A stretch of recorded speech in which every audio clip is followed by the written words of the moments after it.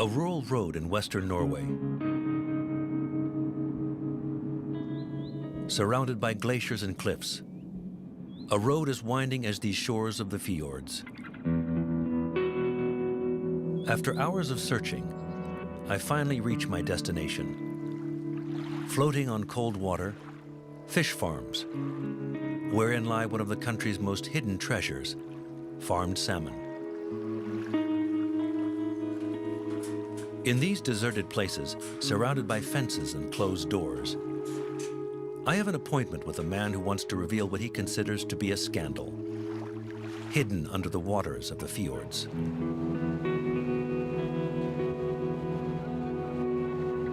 Kurt Odegalv is one of Norway's most respected environmental activists. He has gone to war against salmon farmers who, according to him, are responsible for a large-scale health disaster. It is a disaster, this, and now all this fish, because they're too many together, you know, with 2 million in a fish farm like this, they're too many together, and they get sick, and today you have a pandemic because PD and ISA is spread all over Norway, and they don't want to tell it to the customers like the people in France, you know. Over the last 10 years, Kurt Odegalv has placed these factory farms under strict surveillance, gathering evidence. Today he wants to reveal to me the practices of these Norwegian fish farmers whom he considers so dangerous. In these images, which he filmed, he claims that these men are pouring a powerful pesticide into these waters, one known to have neurotoxic effects. They must protect themselves with work suits and gas masks from chemicals to treat salmon attacked by pests and diseases which abound in these farms.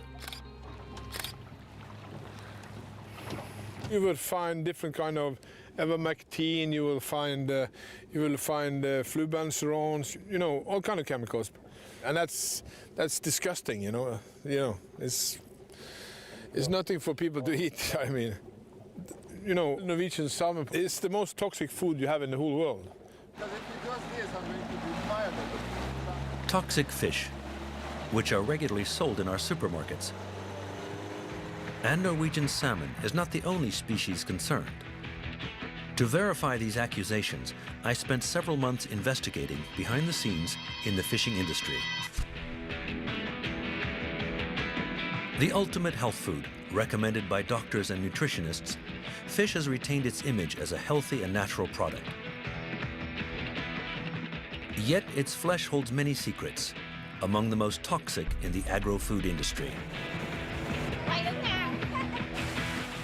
From Norway to Vietnam, via Sweden and Denmark, I investigated the ins and outs of this global industry.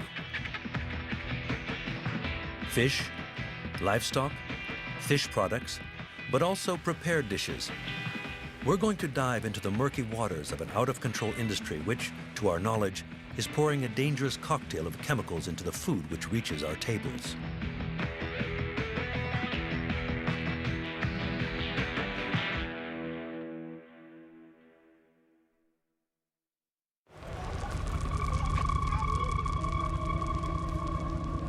In France, fish consumption has more than doubled over the last 50 years. It has now reached 37 pounds per year per capita. That's more than beef or chicken. To meet the demand, new fish have appeared today, and today's fish shops hardly resemble those of the past. Hello, young man. Hello. What would you like? I'd like 2 salmon fillets, please. Okay. Okay. In this Parisian fish shop, the salmon is Scottish, the bass is Greek, and apart from the trout, not a French fish to be seen. We have very little French fish because we know that's not what we're getting. They just say it's from certain zones in the North Atlantic. A few years ago, we had a lot more precise information. Today, the vast majority of fish consumed in France is imported, and nearly half of it is farmed fish. We have farmed salmon, bass, and bream. Approximately 60% is fish from the sea, and the rest is farmed. Fish which are much cheaper than fished products, such as these farmed salmon fillets or these panga fillets. At €12.90 per kilo, it's the cheapest fish in the store. At $12.90 per kilo, that allows some people to be able to eat fish inexpensively. They can't afford to buy cod fillets at €32 a kilo. It sells very well. When's the next shipment? Tomorrow. Relatively unknown until 10 years ago, today, panga is one of the 10 most consumed fish in France. It can be found in fish shops and also in most supermarkets as frozen fillets.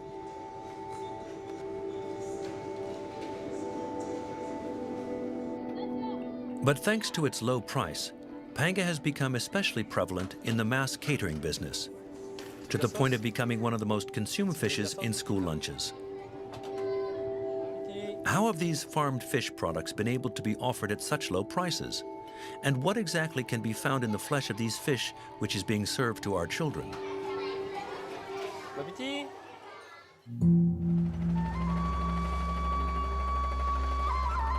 In southern Vietnam, in the Mekong Delta, the first step of my investigation.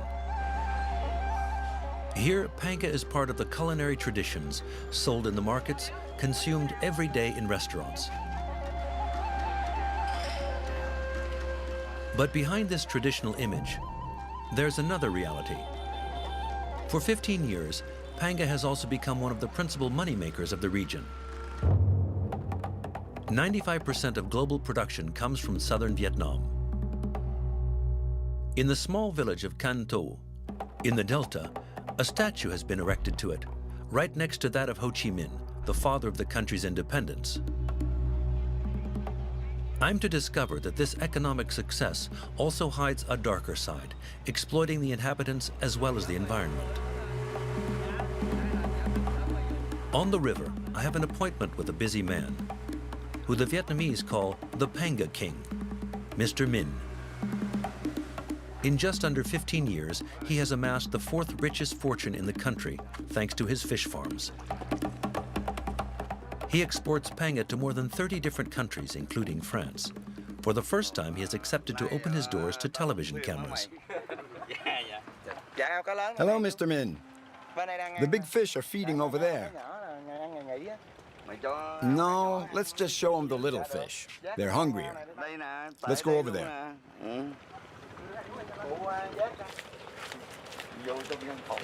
Mr. Minh's fortune can be found entirely under the water of these fish ponds. To understand its magnitude, you must come here early in the morning and watch the show while the fish have their breakfast.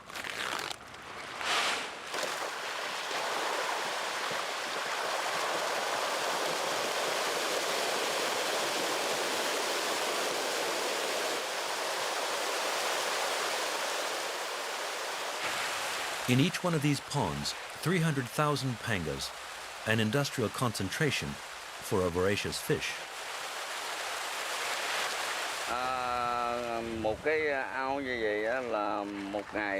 We feed these panga twice a day, and each time we give them 3 tons of food. That's how we feed them. Stuffed with dry pellet feed, bloated with fat and protein, the fish reach adult size in just 6 months, 2 times faster than in nature. To ensure production, Mr. Minh has over 350 ponds of this kind. On my farms, there are 100 million panga. You must realize there are more fish in my ponds than there are people in all of Vietnam. After 6 months of farming, 25 tons of fish have been harvested per pond. But for panga, it is only the beginning of their journey to the plates on European tables.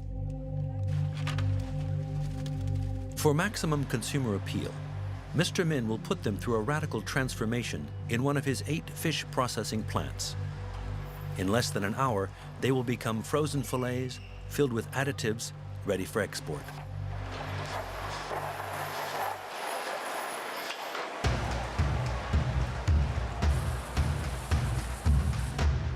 To prepare the fish, which will be sold at low prices on the European market, More than 1,000 workers process up to 100 tons of panga per day.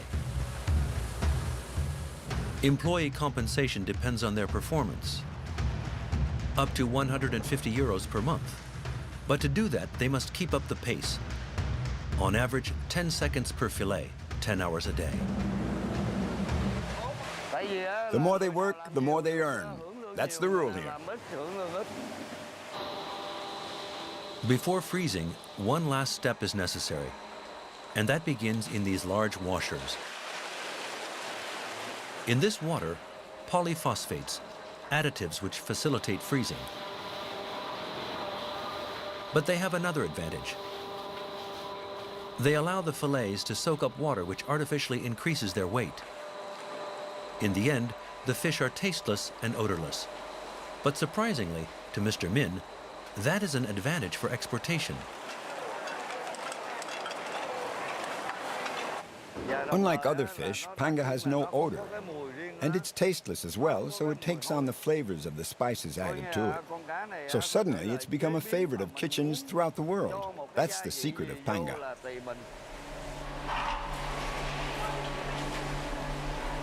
Every year, Vietnam exports 1.5 billion of these low-cost, colorless, and odorless fillets. 20% of the production coming from Mr. Min's plants. In his freight depot, several thousand tons are being shipped to Spain, the Ukraine, as well as Brazil. But also, according to Mr. Min, to certain French supermarkets. Okay.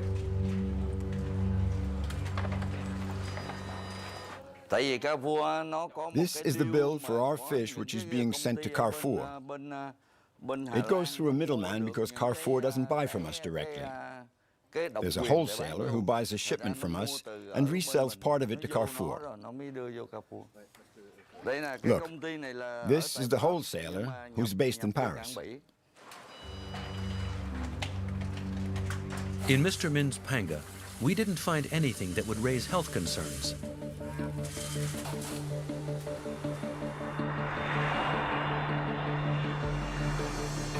But on other fish farms, some fish have flesh with dangerous chemical cocktail concentrations. Most farmed panga are sick because of the pollution from the Mekong waters. Mr. Wien is the local representative of the WWF. In 2009, this association put panga on its red list of products which are dangerous to the environment as well as to the consumer. Look, there. That's a fish farm. There are panga right there. The panga on this farm are raised in water directly pumped into the channel, one of thousands of small tributaries of the Mekong with high pollution levels. The pollution can be seen with the naked eye. You only have to compare the color of these small channels with that of the main river. Here it's much darker. It's because of all the human activity around it.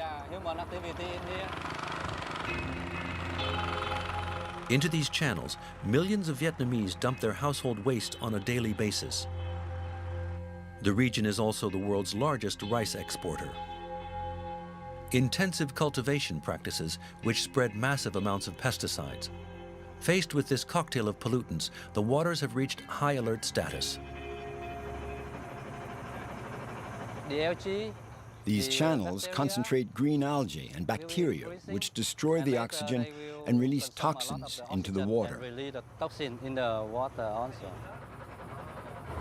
And that can make the panga sick? Yes, of course. Because by reducing the oxygen levels in the water, it affects the immune system and the health of the fish. And to treat their panga sickened by pollution, farmers pour industrial quantities of drugs into the ponds.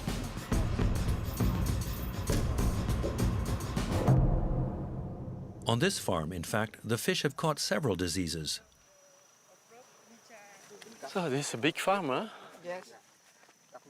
Patrick Kestemont is a researcher at the University of Namur in Belgium. He came to help this farmer to treat his sick panga. They do not have too many problems with diseases. On the body. Oh, yes, to their bodies. And there is also bleeding in the fin areas. Yes. Bleeding. Okay, bleeding. Yeah. Oh, yes. Yeah, he fights with the problem with the And they also get a liver disease. in the liver. Yes. Yeah. Does he have some stages? Patrick Questemont is going to discover that to treat the fish, farmers use dangerous doses of drugs.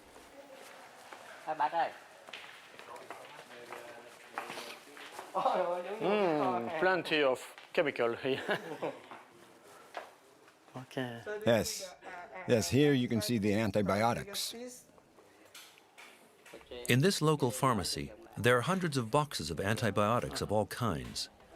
Heavily used on the farms, they cause a chain reaction. Okay. The problem is that there are always residues. They're found in the environment, and eventually the bacteria becomes resistant to these antibiotics. Regularly administered to the fish, these antibiotics heighten the diseases they are supposed to fight, forcing the producers to raise the dosages. A vicious circle because today the farmer can't avoid it. If the fish consume the antibiotics, they become absorbed into its tissues, and it will be released as a form of residue via feces, via excretions, and then these antibiotic residues will be found elsewhere, in the channels, to the point where they can also spread to other farms, because these waters are also used by other fish farmers.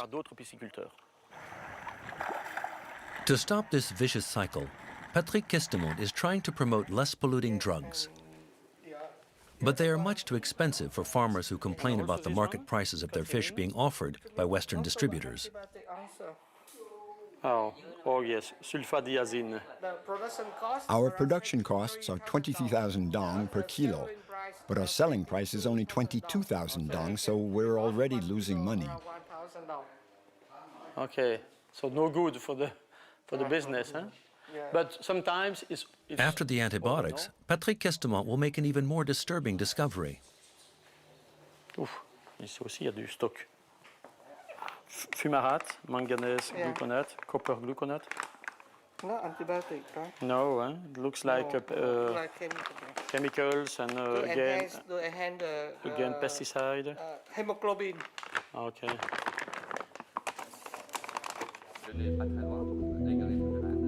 Pesticides that concentrate in fish flesh and in the Mekong waters, dry feed pellets which make the panga grow twice as fast than from natural food, and a record number of fish concentrated in the ponds. These farming conditions put consumers' health at risk.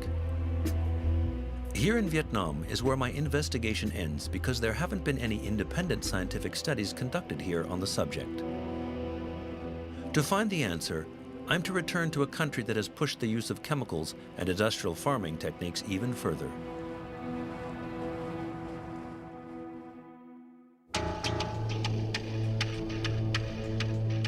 In Norway, fish farming is a 4 billion euro a year industry. This is the second biggest resource of the country after oil. 70% of the salmon consumed in France comes from these farms, which are directly immersed in the waters of the fjords.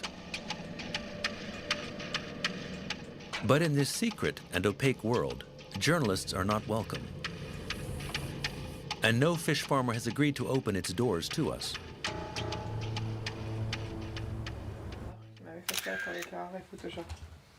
Photoshop it. Once again, I find Kurt Odegalv, the activist who fights against the methods used by the Norwegian fish farmers. To unlock the secrets of the fish farms, his organization has employed methods worthy of a spy movie.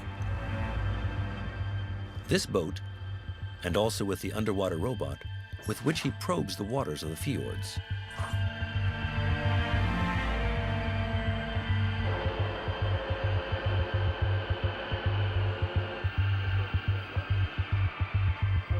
It's filled with bacteria.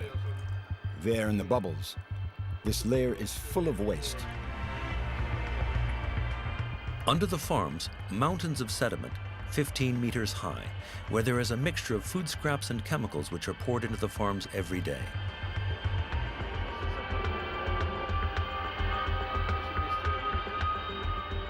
It's incredibly polluted there.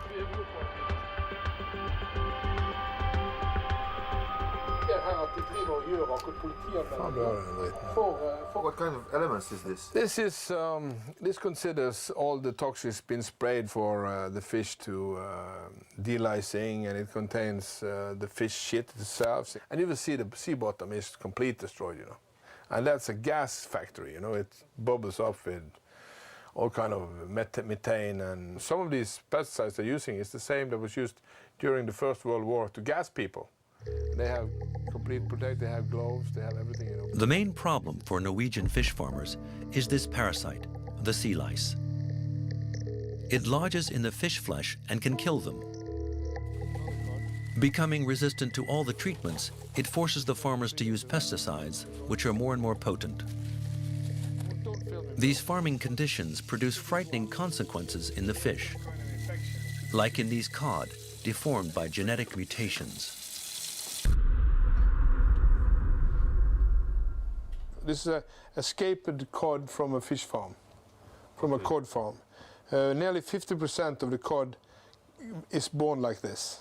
They can never close their mouth. This is a genetic damage. It takes 8 generations in the sea to get this away. You understand?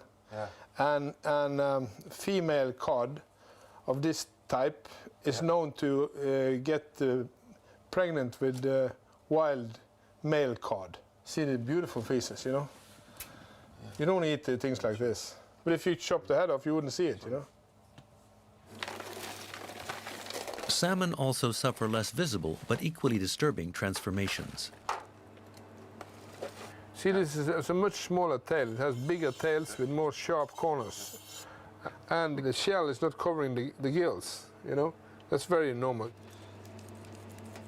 What we find inside the fish is even worse. Typical. This is no. What the hell? See this? This is a fresh salmon, you see? Yeah. How it's breaking, you see? This is no good fish, you know? This you should be able to tug back and forth. It shouldn't break like this, you know? A wild salmon contains 5 to 7% fat. This contains between 14.5% and 34% fat, you understand? And since the toxic is always following the fat, you know? This is the most toxic food you have in the world, this one is. Since these fish have more fat, the flesh of farmed fish absorb higher levels of chemical residues.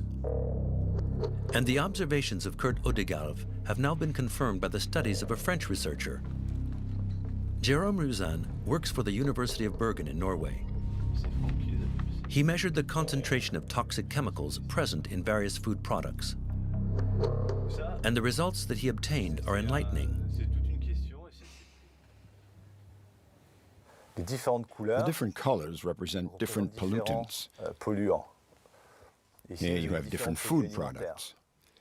Hamburger, whole milk, eggs, apples, potatoes, cod, and farmed salmon. That's incredible. We can see from the chart that the farmed fish has much higher levels than the other products. Compared to other products, we can see very clearly that farmed salmon contains much more pollutants. You can see the number as well as I can. Farmed fish is 5 times more toxic than all the other products found in our supermarkets. For Jérôme Rouzan, the conclusion is obvious. Do you still eat farmed fish? No, I don't. You've stopped since these studies? Yeah. You simply must avoid exposure to these pollutants. By ingesting them, you're exposed. That's obvious. Because it not only is about measuring these pollutants, it's also about evaluating their effects on these laboratory rats.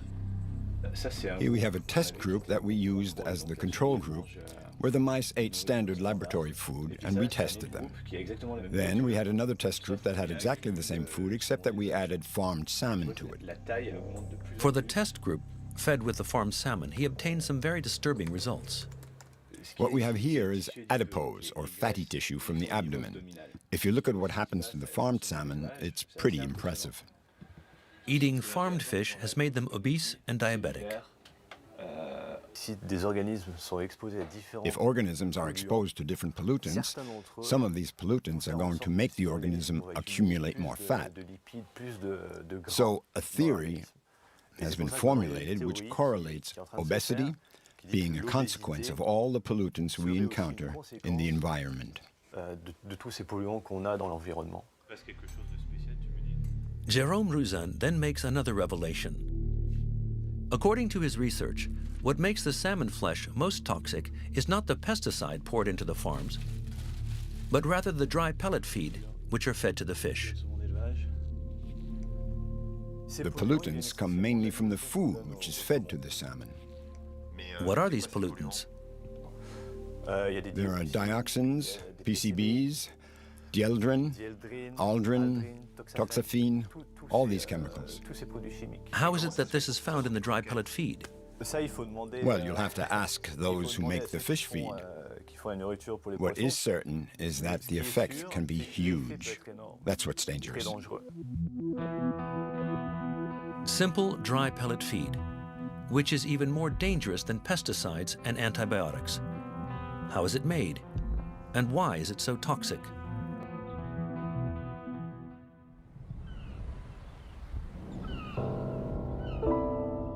The small port of Tiburon in western Denmark. Here, fishing boats don't supply fish markets or supermarkets. This factory makes fish feed. Finn Nielsen is the factory foreman. Here's his specialty. A pleasure. Here's our product, dry fish pellets.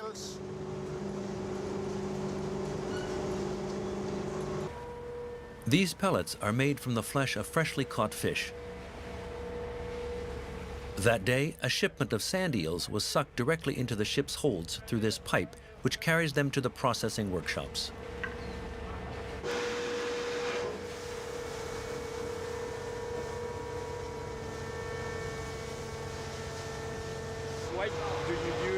Why do you use these eels for your feed pellets? Because it's a fatty fish. It contains protein, but also a lot of oil. What interests him are fatty fish. In his factory, 20% come from the Baltic Sea. And it's there where the problem starts.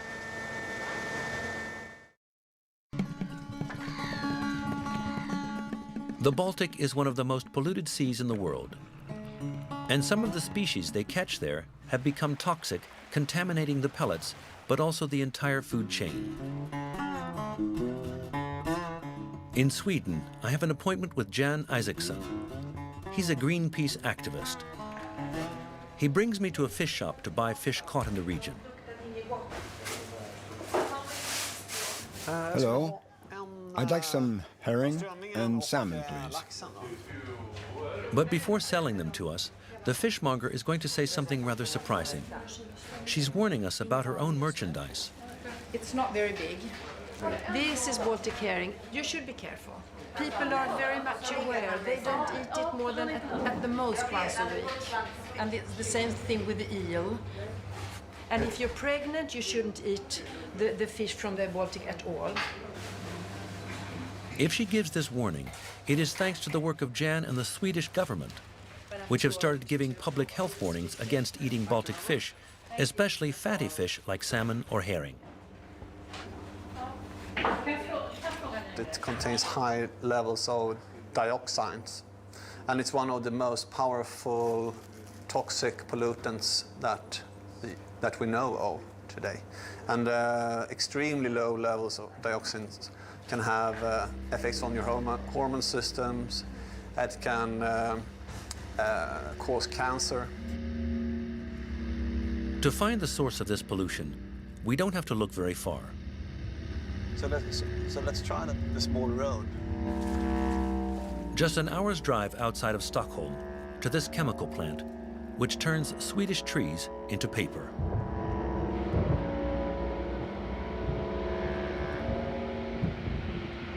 Paper mills like this is historically one of the main sources of dioxin pollution. So It's quite natural to find it in here in high concentrations here. And Swedish chemicals are not the only polluter. Around the Baltic Sea, 9 highly industrialized countries, including Germany and Russia, dump their chemical waste. An almost closed sea, whose waters are not renewed for 30 years. The chemicals are concentrated here and end up in the fish. These pollutants, they bind to the fat in your body, and that's why salmon and herring is extra vulnerable to this pollutant, because you have a very fatty meat, which we like because of the omega-3. But at the same time, they bind a lot of these very, very dangerous toxics. These chemicals then move up the food chain.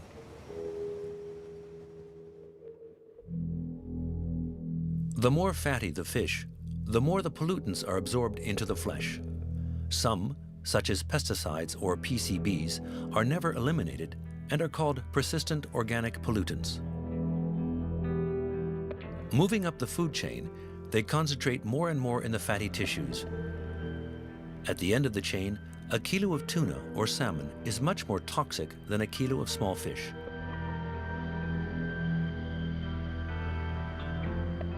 Consequently, some fatty fish from the Baltic have become unfit for consumption. So they are harder to find on the consumer's plate. So, they find themselves in heavy demand in the market for making dry pellet fish feed. And that's where the toxicity builds up.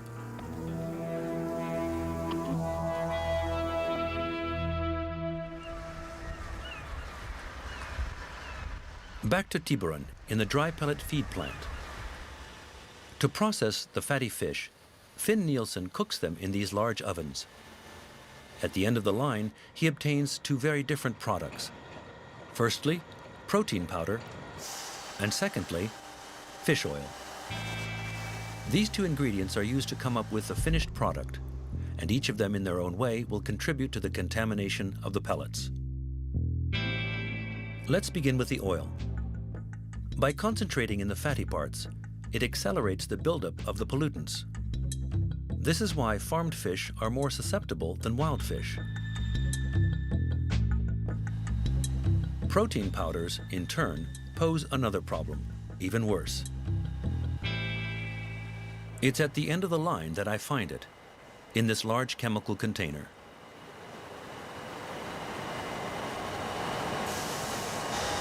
The antioxidant ends up in the protein powder here. It's called ethoxyquin. Ethoxyquin, a product that Finn Nielsen uses extensively, but apparently he doesn't know anything about. What is it used for? What happens if you don't use it? I don't know what it is. I just know I have to put it in. Why is this mysterious chemical used? And does it pose a threat to consumers? This is the story of one of the best-kept secrets of the food processing industry. At first glance, ethoxyquin has no place in a food factory. The product was registered in 1959 by Monsanto, the giant U.S. chemical company, in the category of pesticides. It was used to treat rubber, but also fruits and vegetables. Its use is strictly regulated and limited. What is it doing in fish feed?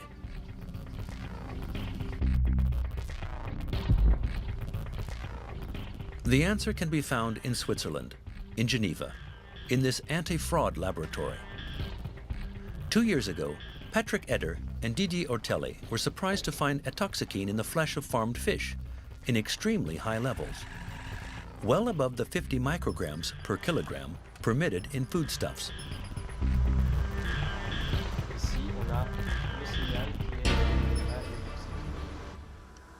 The reference value is 50, so we're looking at this level. And we see that in our fish, the measurements are 10 to 20 times more than this standard because concentrations of between 500 and 800 or nearly 1,000 micrograms per kilogram have been found. so they're extremely higher than the norm. They're a lot higher than the norm. We don't see that in wild fish. This is logical since they're not fed fish meal. On the other hand, all the fish coming from the aquaculture industry are contaminated with ethoxyquine. Before them, nobody had ever thought to look for ethoxyquine in fish, and for good reason. The product is supposed to protect fruits and vegetables, but meal manufacturers have found another use for it. So in fact, it's put into the fish meal to prevent the fat which is present from becoming rancid, thus ensuring the quality of the fat. The problem is that the manufacturers of the dry meal pellets did not notify the health authorities of the change in use. The result? Ethoxyquine levels are strictly controlled in fruits and vegetables, and even meat, but not in fish. It's paradoxical that there are standards set for cattle and chickens, but no standards for fish. Even worse than that, you can find standards set for kangaroos, for reptiles, but none at all for fish. And Patrick Eder made an even stranger discovery. The effects of ethoxyquine on human health have actually never been evaluated by the EFSA, the European Food Safety Agency. A lot of things are missing if you take a hard look at the EFSA's report concerning long-term toxicity and aspects related to cancer. No valid studies have been submitted concerning the levels of toxicity in reproduction or fetal development. No valid studies have been submitted on neurotoxicity either. So after all, the EFSA could not even establish an acceptable daily intake level because it claims it was not able to calculate it due to insufficient data. If such a substance is to be introduced to the marketplace, it certainly shouldn't have been done using such weak studies.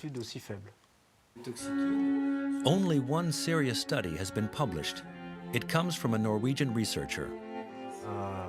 We have found almost nothing except this thesis, which was written in Norway. I decided to track down this researcher. She defended her thesis in Bergen in Western Norway, in this state research institute, the NIFES. However, since then she has lost her job there, so I found her at home.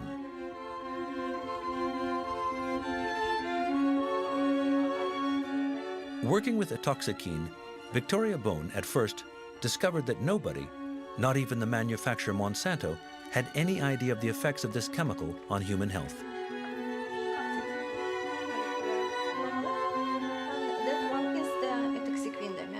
I think In fact, no one asked if it was a safe product. It's safe. It was. They just assumed that it wouldn't pose a problem. Safe. I don't know. But it's not been investigated. No. But that's crazy. You're not supposed to put something in our food without investigation, no? Yes.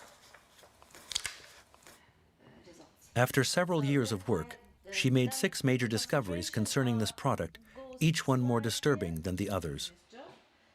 It goes through the blue. I discovered that ethoxyquine has the power to cross the blood-brain barrier. What we know about the This barrier has a very important function. blood-brain barrier is that It exists as a physical means to protect the brain from toxic substances. barrier for xenobiotics or substances. No foreign substance to the human body is supposed to be able to pass through it. To diffuse into the brain. But this substance can still go through. Yes. So that's really bad. Yes. It's really bad. Of course. And this discovery should have been published as quickly as possible. As soon as possible, yes. Yeah. Every day, acceptable day. In her opinion, brain contamination, but also probable carcinogenic effects. The problem is that over the last few years, Victoria Bone hasn't been able to publish any of her results in a scientific journal. But it's not published yet. Oh, yeah. Why can you not make it? Who doesn't want you to make Because I'm not. Because I'm no longer employed at the institute. I lost my status as a researcher, and suddenly I didn't have the right to publish my scientific research. At the end of her thesis, and despite her many discoveries, Victoria Bone had indeed left the State Research Institute, officially, voluntarily. But I was about to discover that the reality was a bit different from the official version. Because I finally decided that I no longer wanted to deal with this question anymore. Father in this tema. Why? You say you have 6 publications ready. You seem like you want to publish it. You seem frustrated. I mean. Do you like... If you will take away camera, then we can talk first about this, and then... Off camera, Victoria Boone confirms that she had been pressured, and there were even some attempts to falsify some of her results. I can tell you now this. In the hope of finding a job and one day publishing her research, she chose not to denounce these practices in the media. But others have done so before her, because she was not the first to have been forced out. In 2006, this woman, Claudette Bethune, also a researcher at the NIFES, had also measured the presence of hazardous substances in salmon. In a Norwegian newspaper, she had accused her superiors and the Ministry of Fisheries of pressuring her and falsifying her findings.